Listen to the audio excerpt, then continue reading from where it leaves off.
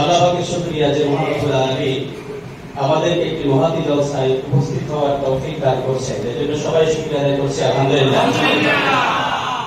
আমার আগের বক্তাগণ যে আলোচনা করেছেন খুবই গুরুত্বপূর্ণ আলোচনা। আজকে আমরা ইফতারির আয়োজন করছি, ইফতারের জন্য এখানে বসেছি।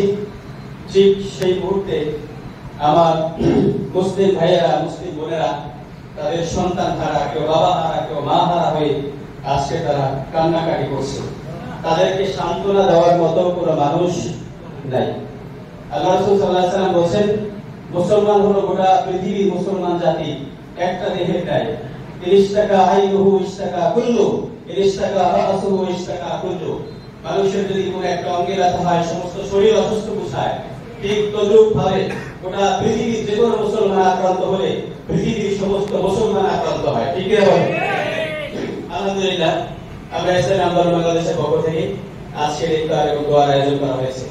আমাদের দোয়া পরিচালনা করবেন বড় মসজিদের সম্মানিত ইমাম খতিব যারা হযরত মাওলানা জাকারিয়া ফরিদি সাহেব। এর আগে আমি সংক্ষিপ্ত কয়েকটা আলোচনা করব। আল্লাহ পাক কোরআন কারীমের মধ্যে ইরশাদ করেছেন, আল্লাহ পাক বলেছেন, ইয়াওমা লা ইয়ানফাউ মালুন ওয়ালা বানুন ইল্লা মান আতাল্লাহা বিকলবিন সালিম।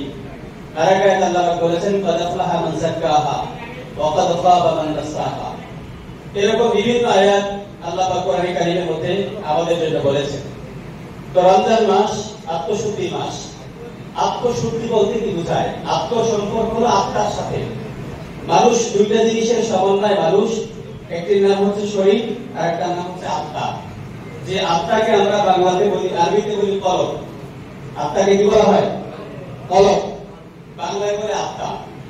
তো আমাদের শরীরে যেমন রোগ হয় এরকম কলবেরও কিছু রোগ হয়। তো শরীরের রোগের পাশাপাশি আমরা যখন শরীরে কোনো রোগ হয় তখন ডাক্তারের কাছে যাই। ঠিক তদ্রুপ ভাবে যদি আত্মার রোগ হয়, এই আত্মার রোগ পরিশুদ্ধ করার জন্য আমরা কি ব্যবস্থা গ্রহণ করেছি? আমাদের আত্মায় কোন কোন ধরনের রোগ হতে পারে?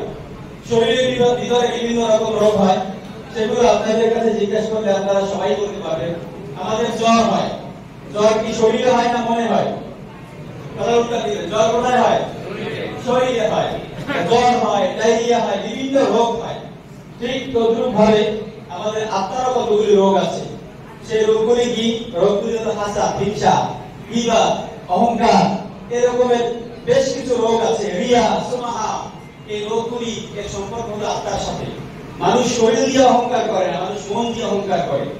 তো অহংকারের ব্যাপারে আল্লাহ নবী সাল্লাল্লাহু আলাইহি ওয়াসাল্লাম বলেন, হাদিসে বলছি, আল কিবরিয়াউ রিদাই।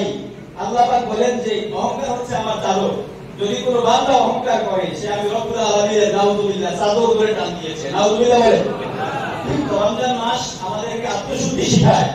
এই রমজান মাসে যেন আমরা আত্মাকে শুদ্ধি করতে পারি, তার মানে হচ্ছে আমাদের আত্মার যতগুলি গুনাহ আছে, আত্মার সাথে যে সমস্ত রোগের সম্পর্ক আছে, এই রোগগুলিকে যেন আমরা ভালো করতে পারি। এর মধ্যে একটি রোগ, আমি সবচেয়ে ভালো, আমার চেয়ে ভালো কেউ নাই। আমি সবচেয়ে ইবাদতকারী, আমি সবচেয়ে বড় আলেম, আমি সবচেয়ে বড় গুণী, আমার চেয়ে উপযুক্ত কে, আমার চেয়ে জাননেওয়ালা কে, আমিই তো জানি, আমিও তো মাওলানা সাহেব, আমিই তো মুহাদ্দিস সাহেব, ইত্যাদি ইত্যাদি। এই যে আমিত্ব, যে শব্দগুলি আমাদের দিলের মধ্যে আমরা বহন করি, এই আমিত্ব থেকে আমাদের দিলকে পবিত্র করতে হবে। আল্লাহ পাক যেন তৌফিক দান করেন।